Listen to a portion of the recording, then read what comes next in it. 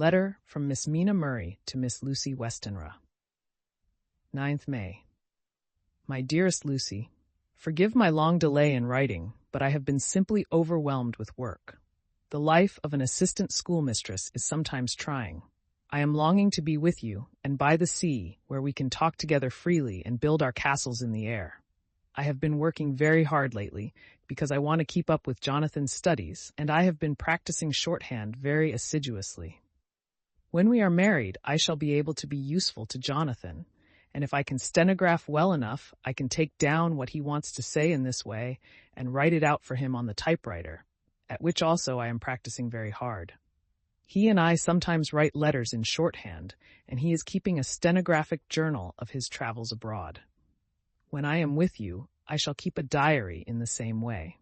I don't mean one of those 2 pages to the week with Sunday squeezed in a corner diaries, but a sort of journal which I can write in whenever I feel inclined. I do not suppose there will be much of interest to other people, but it is not intended for them. I may show it to Jonathan some day, if there is in it anything worth sharing, but it is really an exercise book. I shall try to do what I see lady journalists do, interviewing and writing descriptions and trying to remember conversations. I am told that with a little practice, one can remember all that goes on or that one hears said during a day. However, we shall see. I will tell you of my little plans when we meet. I have just had a few hurried lines from Jonathan from Transylvania. He is well and will be returning in about a week. I am longing to hear all his news. It must be so nice to see strange countries. I wonder if Jonathan and I, shall ever see them together. There's the 10 o'clock bell ringing. Goodbye. Your loving, tell me all the news when you write. You have not told me anything for a long time. I hear rumors, and especially of a tall, handsome, curly-haired man. Letter, Lucy Westenra to Mina Murray.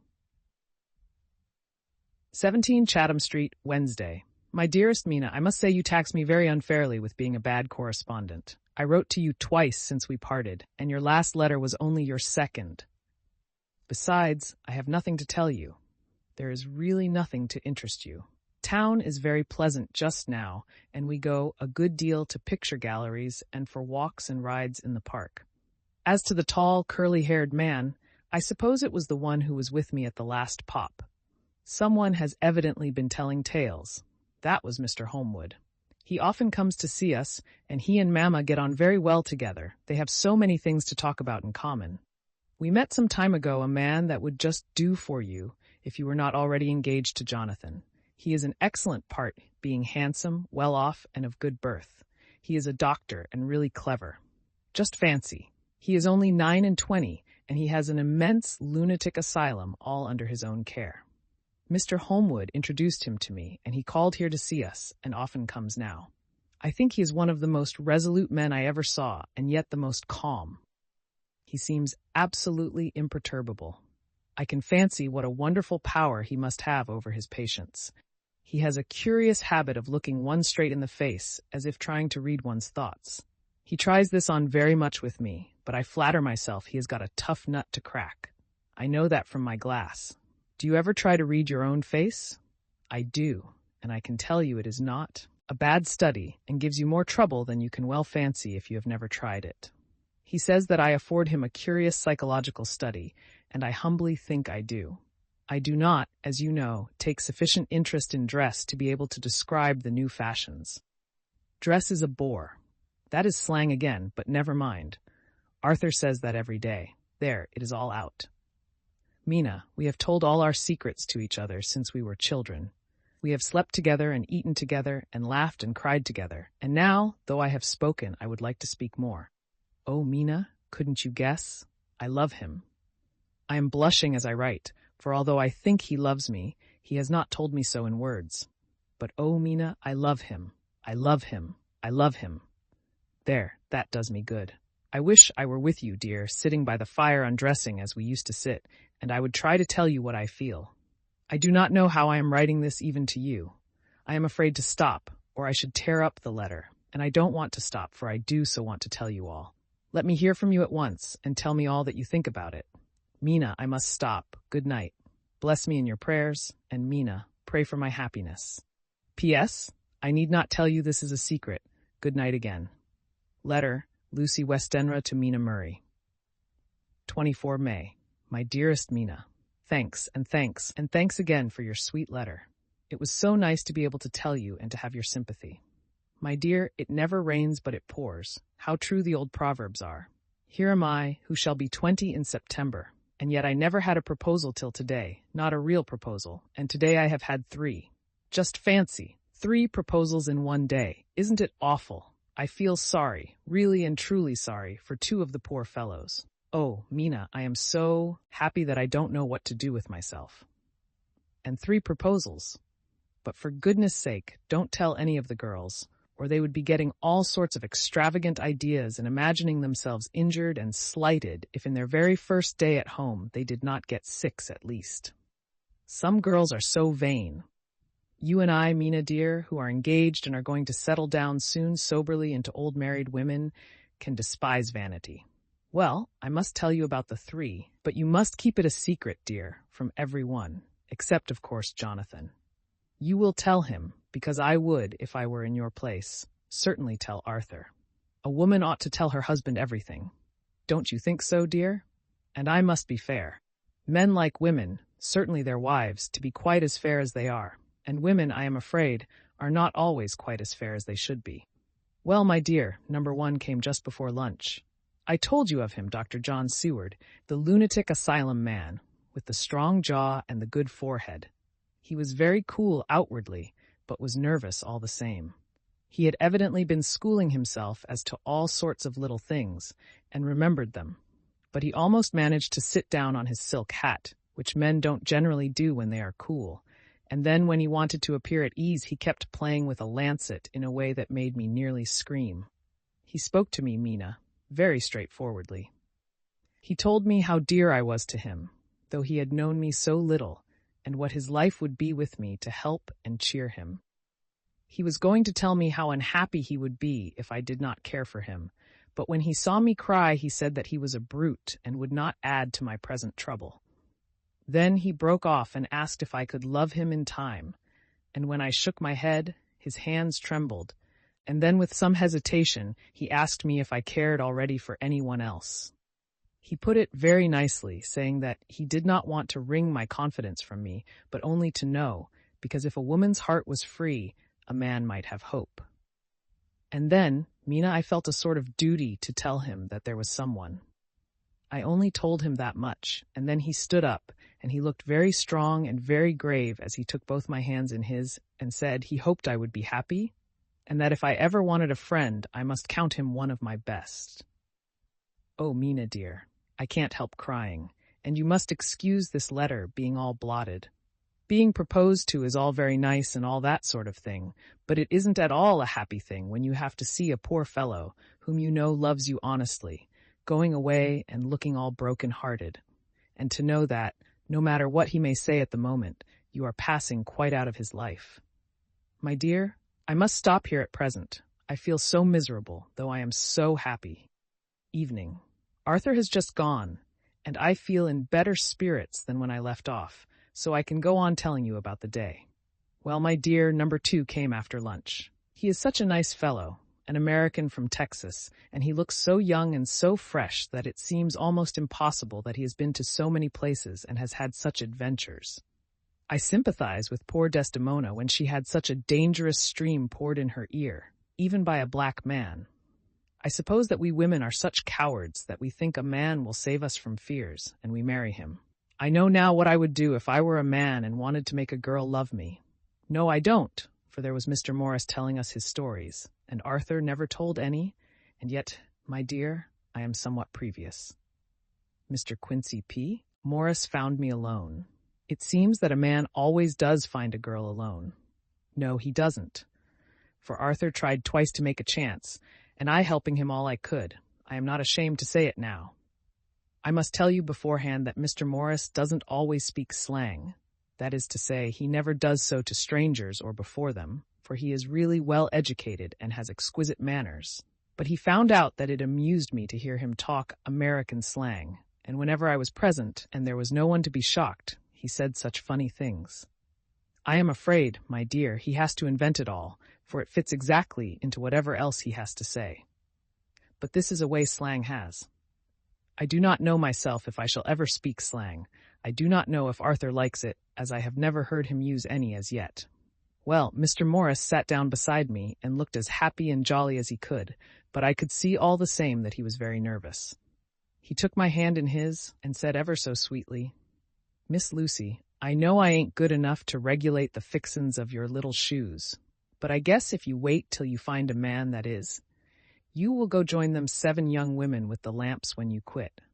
Won't you just hitch up alongside of me and let us go down the long road together, driving in double harness?"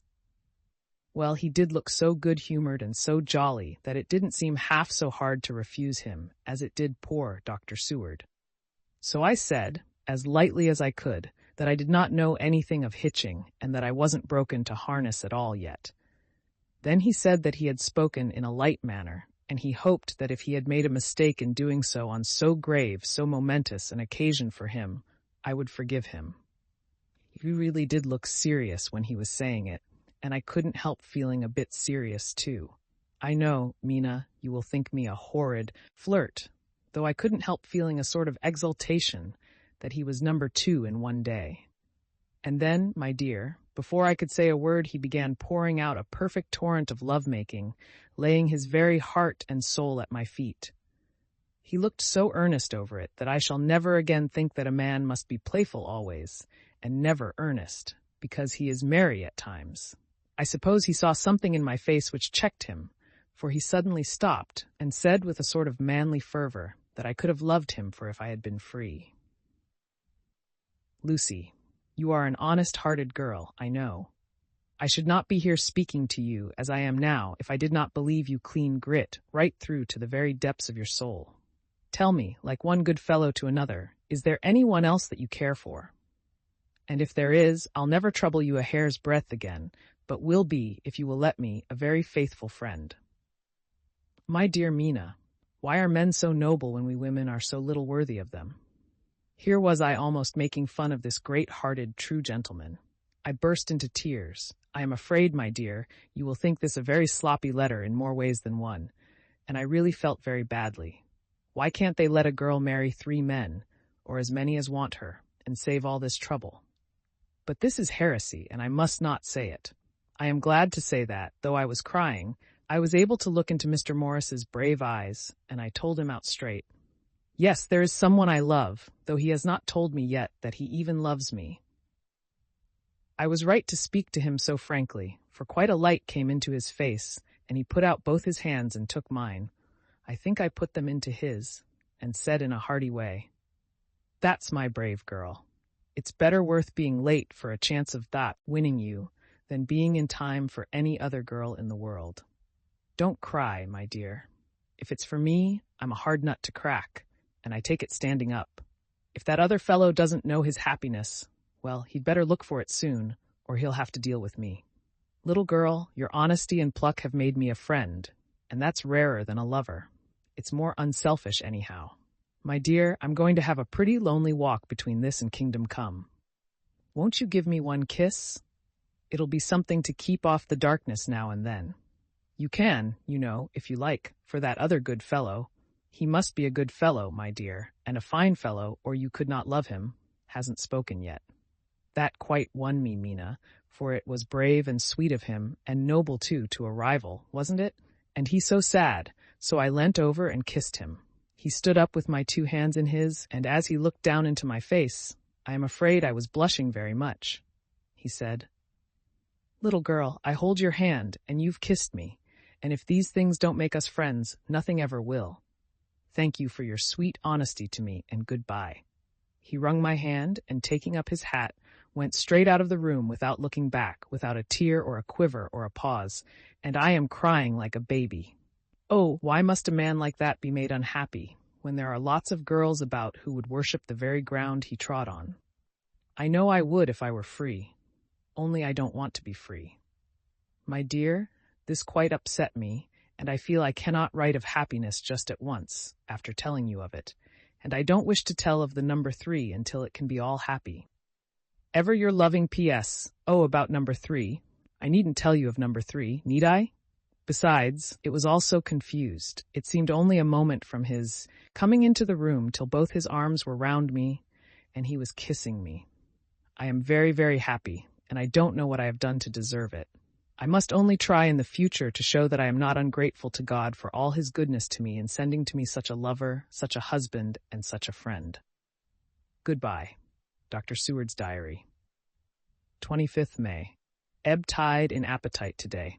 Cannot eat, cannot rest, so diary instead. Since my rebuff of yesterday, I have a sort of empty feeling. Nothing in the world seems of sufficient importance to be worth the doing.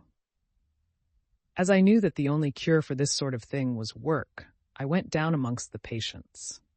I picked out one who has afforded me a study of much interest. He is so quaint that I am determined to understand him as well as I can. Today I seem to get nearer than ever before to the heart of his mystery. I questioned him more fully than I had ever done, with a view to making myself master of the facts of his hallucination. In my manner of doing it there was, I now see, something of cruelty. I seemed to wish to keep him to the point of his madness, a thing which I avoid with the patients as I would the mouth of hell.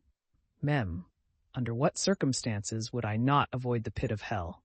Omnia Roma venalia sunt. Hell has its price. Verb. Sap. If there be anything behind this instinct, it will be valuable to trace it afterwards, accurately, so I had better commence to do so, therefore. R. M. Renfield, Attat 59. Sanguine temperament. Great physical strength, morbidly excitable, periods of gloom, ending in some fixed idea which I cannot make out. I presume that the sanguine temperament itself and the disturbing influence end in a mentally accomplished finish. A possibly dangerous man, probably dangerous if unselfish. In selfish men caution is as secure an armor for their foes as for themselves. What I think of on this point is, when self is the fixed point, the centripetal force is balanced with the centrifugal. When duty, a cause, etc., is the fixed point, the latter force is paramount, and only accident or a series of accidents can balance it. Letter, Quincy P. Morris to Hannah Arthur Homewood. 25th May. My dear Art, we've told yarns by the campfire in the prairies, and dressed one another's wounds after trying a landing at the Marquesas, and drunk healths on the shore of Titicaca. There are more yarns to be told, and other wounds to be healed, and another health to be drunk.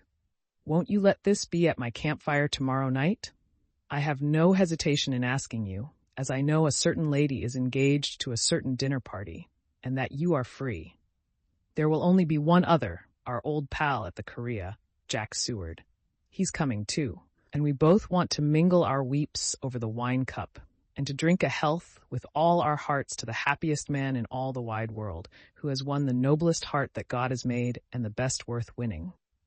We promise you a hearty welcome, and a loving greeting, and a health as true as your own right hand. We shall both swear to leave you at home if you drink too deep to a certain pair of eyes. Come. Yours, as ever and always. Telegram from Arthur Homewood to Quincy P. Morris. Count me in every time. I bear messages which will make both your ears tingle.